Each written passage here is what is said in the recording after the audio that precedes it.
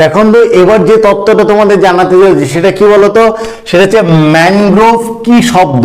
আমরা দেশি বিদেশি বিভিন্ন শব্দ, মিশ্র শব্দরা বিভিন্ন পড়েছি, সেদিক থেকে ম্যানগ্রোভ কি শব্দ সেটা তোমাদের কিন্তু জানাবো। সুন্দরবনের ম্যানগ্রোভ অরণ্যের কথা তোমরা প্রত্যেকেই কিন্তু জেনেছো, সেই ম্যানগ্রোভ কি শব্দ। দেখুন এই ম্যানগ্রোভ শব্দের পর্তুগিজ ম্যাঙ্গো, অর্থাৎ ম্যানগ্রোভ শব্দের মধ্যে রয়েছে পর্তুগিজ ম্যাঙ্গো এবং স্পেনীয় শব্দ ম্যাঙ্গলে এবং ইংরেজি শব্দ গ্রোভ।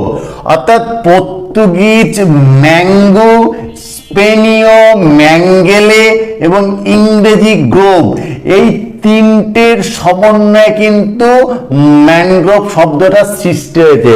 সুতরাং ম্যানগ্রোভ যেহেতু তিনটে শব্দের সমন্বয়ে ম্যানগ্রোভ সৃষ্টি হয়েছে, তাই ম্যানগ্রোভকে একটা শব্দ দেখে মনে হলো, আসলে সেটা কিন্তু মিশ্র বা সংকর জাতীয় কিন্তু শব্দ।